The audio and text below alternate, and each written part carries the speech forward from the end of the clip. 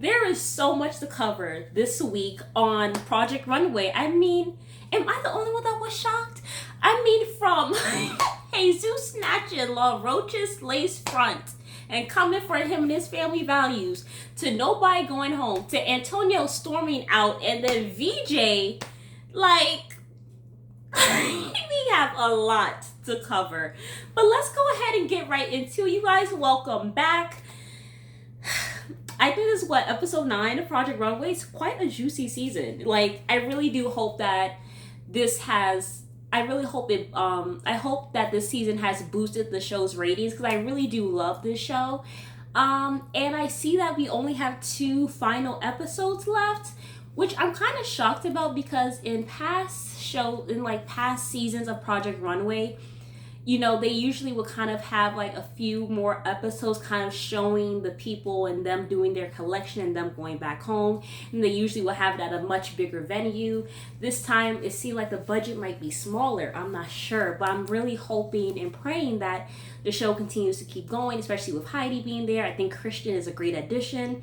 But yeah, I really do hope the show stays on, because I am hoping to hopefully, once my little baby drops at some point, I will love to be able to go on to Project Runway. But this episode, let's go ahead and get into this episode, okay? So, as you guys know, last week I had predicted that they were probably going to have a challenge, because in the past they would do that, you know. But it is a new house, new rules. Shout out to, I think the subscriber's name is Gail, from what I am seeing. Shout out to Gail. You know, they said that they didn't think that it was going to be a challenge, which you were right on that, but they didn't send anybody home. So I was kind of happy that they didn't send anybody home, because I just felt like it would be too abrupt. I did not want to see Bologania go home. I felt like she needed another chance. And I think, who was it? Jesus has been a strong competitor, so I also would have been shocked to see him also go home. So I just felt like it would have been too cut and dry that they would just let them go like that. But of course there was a plot twist, you know. So I was happy that neither one of them went home. Even though there was not a 1-hour challenge, as much as I would have loved to have seen it, I am happy that nobody went home. But yeah, this week they had to do an avant-garde look that was inspired by the show Wicked, the movie Wicked. For those who don't know, it's the movie with Ariana Grande, and I believe it's Cynthia Erivo. I think that's her name. They have part 2 coming out pretty soon, which I am excited to see, because I did love the first Wicked. I saw it with my mother-in-law and my sister-in-law, and it was a really nice mother-daughter date. So I actually really enjoyed seeing that movie. I look forward to seeing it again, hopefully with them.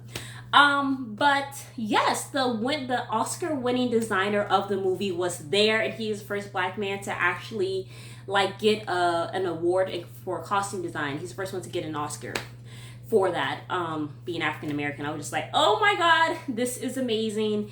And I feel like he definitely gave them good sound advice. I think the only thing is, I think with Antonio, Christian, or the other guy probably should have told him don't do sheer. I feel like, and I've been saying it, I feel like sheer and nudity kind of cheapens looks. Like, I feel like it does sometimes.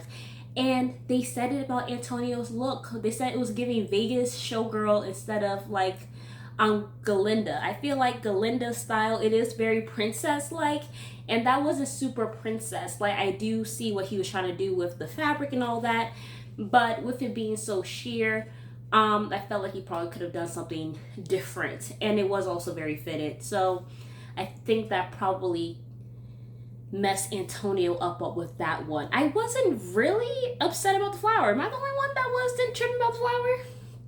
I thought Antonio's look was amazing. I really enjoyed the flower at the back. I did think that was really beautiful, that both the twins kind of paid homage to each other. I don't know if they've seen the movie Wicked, but I don't know, would I say they had like from my point of view as a viewer, it seemed like Galinda didn't like Albaf in the beginning. It seemed like she came around to liking her. And then they had like some type of bond. But I kind of feel like it was more so one sided. I kind of feel like Albath felt more attached to Galinda than Galinda did to Albath. Because in the end, I mean, Galinda kind of stayed with the people who had decided to lie on Albath and all this stuff. Like, she ended up staying there, and I think ended up working for them or something at some point. So I just kind of feel like it was a one-sided friendship. I feel like maybe Albath kind of, she thought more of Galinda than Galinda thought of her, if I'm just being honest. But so I was like, I know they're talking about, oh, it's this beautiful sisterhood. I'm like, maybe the sisterhood was a little one-sided. That's just my opinion. So yeah, but that was me and my husband made that comment. You're like, did they watch the movie? I was like, okay now. But I thought it was very beautiful, the little heart thing that they did for each other on each other's looks. I thought that was really nice. But Antonio's look, I kind of rated everybody, like, I kind of do like a scaling score, like out of 1 out of 10. Everybody kind of across the board got 7 to 8. Like, and nothing really stood out to me like, oh my god, I love this. Like, I don't know, maybe I was just expecting too much from an avant-garde look. I don't know, I just kind of expected more, especially more from Ethan. Like, but it wasn't a bad look. Well, let's just go ahead and talk about Ethan's look anyway. But yes, Ethan's look, he basically had the cape with the face mask, and then I think he had the gloves too also. But it was kind of like just a one piece type of look. And personally, there was something on the dress that, like, and I feel like maybe it was because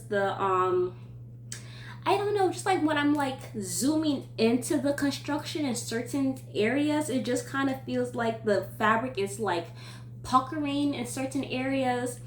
And it like looks like it's really gathered, like it's really holding down the fabric in some way. So for me, I just feel like that kind of cheapened it a little bit. And then also it was so sheer in the middle with her underwear and all that stuff. So I just kind of like, I wasn't a huge fan, and it really was construction wise, but I do think that what he was going for was really beautiful, but just construction wise, especially where it was like around her chest and then going down the side, it wasn't like my favorite. And then you had the underwear, I'm just like, you could have put a different fabric or something underneath. It didn't have to be that per se. But yeah, it wasn't a horrible look, but it definitely wasn't my favorite. I think I rated his like a 7 out of 10. But I love Ethan's work. I just expected more because it was an avant-garde look. Now, Bolognia's look, I actually really love Bolognia's look. I feel like it definitely was true to her. But for what she does, it is avant-garde because she is like a streetwear designer. So I did agree with Tyra Banks on that, where, avant-garde could be couture and it could be avant-garde streetwear. And I feel like she kind of did avant-garde streetwear. My only critique probably would be the back side of the dress, which I don't have a picture of it, but if you guys watch the episode, you will kind of see that, yeah, she did kind of do like the back kind of uneven. I probably would have wanted a more dramatic back. Like there was a clip in the show where they kind of showed like her sleeve, like she was doing her sleeve in a muslin. It was kind of like gathered up here, and then it kind of billowed out into this gorgeous bell sleeve that was very long. I wish she would have kind of kept that, because that could have really been the major piece in it, and then maybe kind of do something different. But it kind of seemed like with the back tail of her outfit, kind of like it was just like layers of fabric on top. And I do get that she was trying to go with the whole nature organic thing. There's no like straight lines in nature. I would probably say maybe exaggerate that, and then maybe even have the length even more dramatic and kind of like uneven. But to me, it kind of stopped kind of short in some places. So it just kind of, to me, it wasn't like super amazing. But I feel like she probably should have gone with like the ruche sleeve that she had and let it bellow out into these gorgeous bell sleeves for her outfit.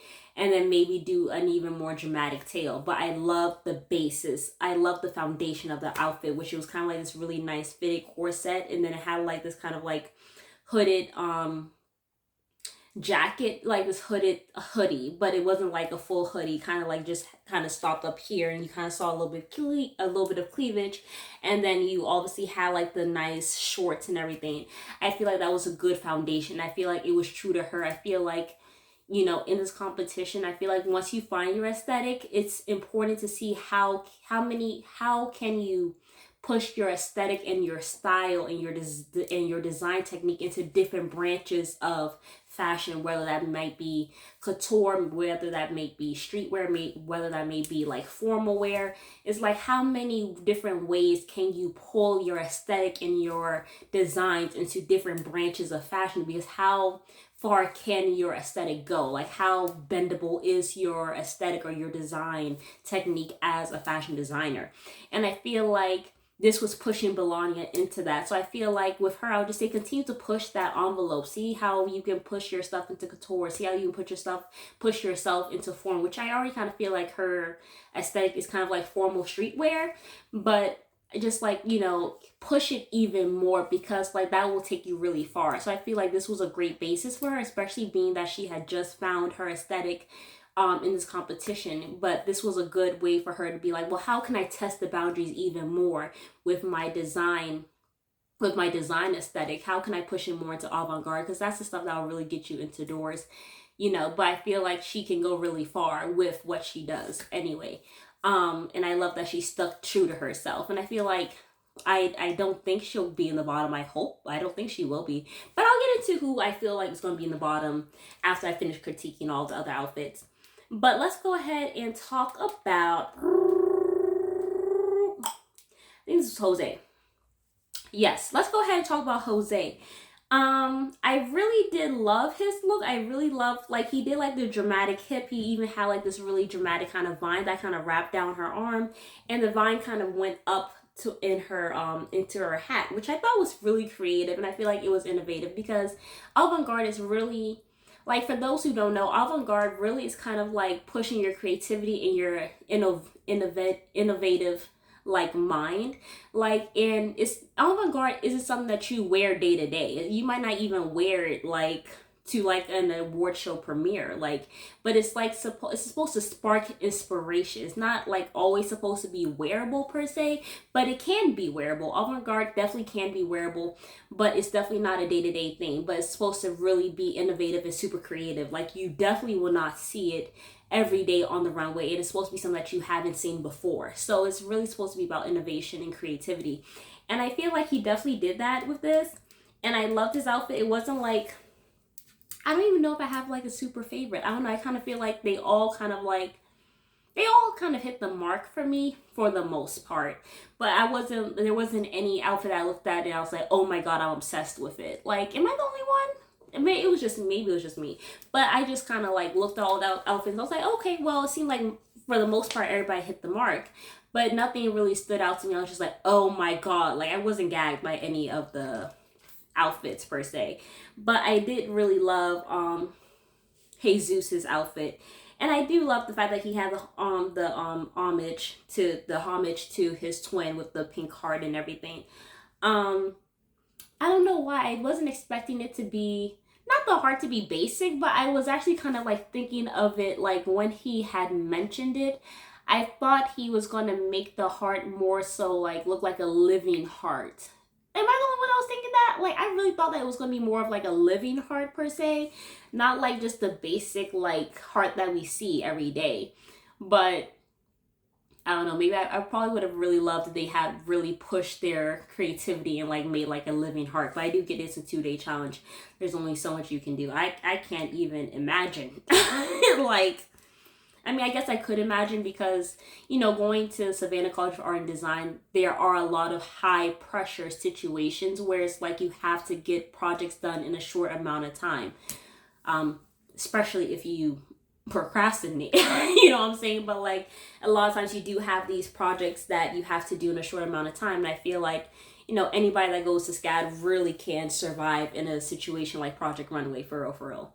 I mean, SCAD really, like, for those who like, for students, like if you went to Savannah College of Art and Design, like the acronym SCAD, like there was a joke that we did was it when I went to school there, that basically that said that the acronym SCAD, slept for sleep, comes after death, which means like basically like you're not going to get any sleep at SCAD. You're going to be up doing these really huge projects like days on end, like getting no sleep, like basically working yourself to death. Like, but that was just like a little inside joke. But I feel like anybody that goes to SCAD could definitely survive on Project Runway. But yeah, I don't even know how I got on that detour. But yeah, I did love Jesus's look, and I feel like even with the shoes, I feel like even with the outfit, I feel like it was fine. It was a pretty good outfit, you know, and it was gorgeous. I really did love the I love how he does his stuff. It's very structural and it really stands out. I love his silhouettes that he be making with his designs. But let's finally end off with VJ. VJ decided that she decided that she wanted to do something kind of different from the other designers, and she wanted to do a different color. I was talking about this yesterday with my husband. I feel like with VJ, like she didn't really have a color that was like, you really didn't know if she was on Alphaba side or if she was on Galinda's side. Like, you didn't really know where the inspiration came from, just based off of the color. Like, yes, I know her inspiration came from the breakdown of a friendship, but I don't know. You can't really say like, oh, red is more so lean towards Alphaba. You can't really say red is more so lean towards Galinda either, because Galinda was very like lavender, silver, like pink, very like girly, princessy. Alphaba was more so nature. Like if she did brown, I could be like, oh yeah, Alphaba for sure. But like red is so like neutral. If you get what I'm saying. It's not a neutral color, but it's kind of like when you think of the aesthetic of the show and the color, like the rainbow, like the color palette of Wicked, you don't really see red on there. Like there's a color scheme for Wicked, like there's a rainbow color scheme for Wicked, and the colors really are like green, black, you know, pink, lavender, silver. Like those are the colors. Like red's not even a subcolor on the color palette for Wicked, you know what I'm saying? So I do get with what Tyra was saying about marketing. I see that VJ was just trying to like be different from the other designers, but like it was a bit of a miss. I do get that you don't want to do what everybody else is doing, but you know, you don't want to just be like, oh, I'm in this competition, I'm just going to do something completely different from the other designers just to be different from the other designers. Sometimes it's like looking at the challenge, you know, and I feel like she definitely took a risk by doing that, but I feel like it has to be in the right context. You know, I feel like, I don't know, I guess because she was doing the breakdown of the friendship, she could have just done black. I mean, but then again, how are you going to see all those details with black? I don't know. I really don't know what I would have done in that situation. But I probably would have gone with a darker color. I probably would have been more so lean towards Alphaba's colors, just because to kind of talk about the breakdown of a friendship. But I don't know if I would have gone with red per se. But I do feel like her outfit did stand out. Now, I do get that she was trying to do like the breakdown and the deconstruction and all that, but I really wasn't a fan of like all the threads kind of hanging off of it. It kind of, not like it looked cheap, but it kind of didn't look like, if you look closely at the construction and if you look at the seams and stuff like that of the outfit, I wasn't like a huge fan of it, just because it just kind of looked very like, not cheap or anything, but it just kind of looked like, not like it was well made. Not like, it just didn't look like it was sewn to completion. That's what it looked like to me, just because of like all the threads hanging off. But I know it was intentional, so I'm not like, oh my god, that it was an off outfit. I don't think it was an off outfit. I actually felt like VJ's was a look that I actually enjoy. I thought it was really pretty. And I loved what she did with all of the boning and then making it like all these circles.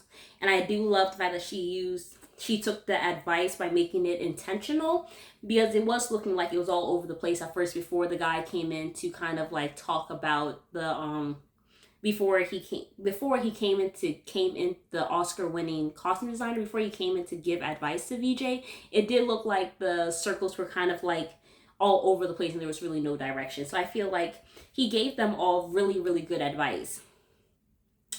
But yeah, but let's go ahead and talk about VJ and the drama. Like, let's quickly get into that, because I really do feel like it was a bit of a mess. Like, VJ really, this whole entire season has been like starting drama, and like was kind of like, I mean, VJ has been starting drama. I even stated on another episode of my my YouTube, that like it seemed like she's always starting drama, and it's like she's always like, let's break up the twins and let's do this and let's do that and all this stuff and then everything, and then it was like, to turn around and be on the runway and be like, I would choose people who are kind, like, you're like always starting drama and then you're like playing victim. But I feel like that was her goal. Like, I feel like her thing was to start drama, stir the pot, to get him to like have a really bad reaction, and then when he acts the plumb fool, act like, oh my god, woe is me, oh my god, like, he's so awful and he's this and he's that. But like, you definitely were starting drama throughout the whole entire show, and I feel like Jesus, last week you got distracted by trying to get your love life in order, and now this week you got distracted by VJ. And like, this is not the time to be acting the plum fool. Like, I feel like, even if somebody, I know Michelle Obama would say, when they go low, we go high. And I don't always believe in that, like sometimes you do go low and that's okay, in certain situations. But I feel like most of the time, like I would say 70 to 80% of the time, it is best if someone goes low to go high, because you have to think of the end goal. What is the end goal? Is the end goal to get rid of VJ, or is the end goal to win Project Runway? Like, let's be for real. So I feel like you have to, like, yes, people can be petty and all this stuff, but sometimes you have to rise above it into the thinking of God. That's what my mom would always say. So, I don't know if he's a believer or whatever, if he's a believer or not, but like I would say, sometimes I know it's hard because it's a high pressure situation. You guys are in isolation for a while and all these things and stuff, but I don't feel like this was a week that Jesus should have let VJ get to him. But I mean, VJ has been doing this all week, and it's like he was already at the bottom, so he already was in a bad space. So I totally get where he was coming from, but I just wish he wouldn't have gone there with VJ. And then also Antonio walking out, you were going home. I feel like Antonio already knew he was going home. Like, so I feel like him walking out, it was just kind of like, he kind of already knew what time it was. He already kind of knew that he was going to be going home. I do feel like LaRoche definitely was trying to start some drama, was trying to turn the twins against each other and all that stuff and everything. But that is the competition. Also, they do have to get their ratings up so this show can go on, so that other designers like me can come on the show later on. But I do feel like, it was unfortunate. I don't feel like Antonio should have walked out. I know he didn't want to be humiliated. I'm sure he would rather go home than to have the judges tell him to go home. But you don't know. Maybe they would have kept you, or maybe they would have kept all 5. We don't actually know. But I really do hope that he ended up like coming back or staying or something like that, but I would hate for him to walk out like that, like send himself home before, because you don't know, like maybe they weren't going to send him home, or maybe they were going to probably be like, because what if they're like, oh, 3 have to go home? Well, no, was it 2 have to go home? So I don't know. I feel like if someone self-eliminates, would they still send home who they intend? Like, say they had the 5, right? And they were like, okay, well, we're going to send home, I'm just randomly picking, we're going to send home VJ and Ethan. Well, Antonio left also. Well, we're still going to send home VJ and Ethan. So 3 people go home.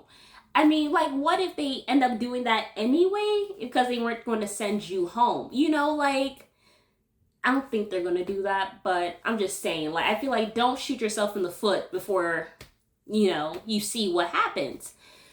Maybe that's not a good analogy. But I I don't know. I feel like it's sad all the way around. VJ, you are not no damn victim. Okay, like please be for real. You are not a victim.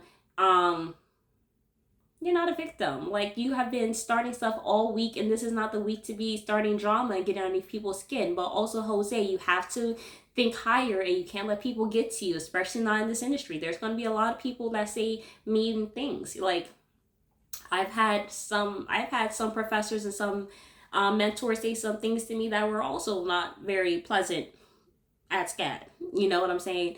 Or things that I just did not like. Like I remember I had worked on an outfit for like damn near 200 hours, like of like really love the look, and I remember her saying that, oh, I don't like the skirt of it, it looks cheap, the fabric, which it really had nothing to do with my construction per se, but it had to do with the fabric, and she was like, oh, it looks very cheap. I was like, oh, okay. I was like, well, thank you, I will take that into consideration, and I just changed it, you know what I'm saying? But like you know, you can't let people get under your skin. Like you have to sometimes just be like, okay, whatever. Like that's all I had to say about that. But yeah, that is what's going on next week. But I also wanted to end on this note, with LaRoche and him coming for Bologania. Like Jesus be coming for your lace front every other week, and you don't ever say, oh, you don't take criticism and you don't do this and da da da da. Like why are you always on Bologania? I'm happy Bologania defended her outfit. I don't think there's anything wrong with her defending her outfit, and I don't feel like there's anything wrong with that. But, you know, I just feel like LaRoche, like, let's please not be going so hard on Bologania. Because one time, I believe, Antonio or Jesus told you, okay, next. Like after you had given him like your criticism, and then this week when you were talking about like, oh, you need to no, you should choose, and he's like, well, I'm not going to answer that, you know, I have my family values are higher or different than yours. You didn't say anything. Like please give Bolognia a break. But I was happy that Bolognia resorted to tears instead of, you know, going back and forth, because it's just not worth it. Like I feel like with certain people you just have to be like, okay, well, I'm going to just like, you know, I'll just humble myself or whatever and just show some tears. I feel like, you know, it's okay to cry. It's okay to cry as a woman. It's okay to be in your soft era and to shed a few tears to get to where you need to get to. So yeah, but that's all I had to say on this episode. I look forward to seeing what's happening next week. And let me know what you guys thought of the drama. Let me know what you guys thought of the outfits. Who do you think is going home? I'm just going to give my prediction now. I feel like who's going to be going home? I feel like it probably is Antonio. And I accidentally deleted my notes, so I don't even know. I can't remember what the judges said about who. But I felt like it was probably Antonio. I think maybe the three that are on the bottom are Antonio, VJ, and Bolognia. From what I'm remembering, I do believe Jesus and Ethan were at the top. Even though I did not really like Ethan's construction work, and I felt like he let me down this week. But that's just my personal opinion. But I don't know, you guys let me know. I don't think Bolognia is going to go home, but I feel like maybe VJ and Antonio. I think definitely Antonio is going home, but I don't know who will go home between Bolognia and VJ. I'm hoping it's VJ and